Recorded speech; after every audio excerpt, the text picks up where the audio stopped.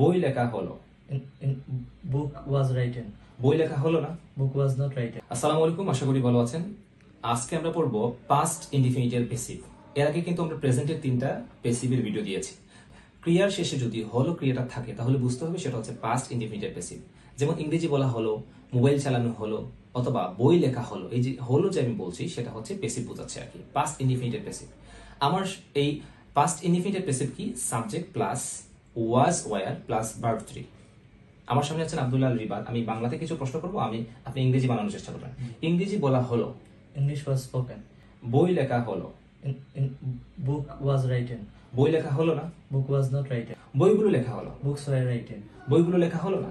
Books were not written. বই কি লেখা হলো? Was book written? বইকে লেখা হলো না। Was not book written. বইগুলো লেখা হলো না। Books were not written. Mobile কি চালানো হলো? Was mobile used? মোবাইল কি চালানো হলো না। Was not mobile used. কোন জায়গায় মোবাইল চালানো হলো? Which place was mobile used? কোন জায়গায় মোবাইল চালানো হলো না। Which place was not mobile used? অসংখ্য ধন্যবাদ। এই ধরনের বাংলা ক্রিয়া বুঝিয়ে হচ্ছে আপনাকে সেন্টেন্স বানাতে হবে। সবাই ভালো থাকুন। আসসালামু আলাইকুম।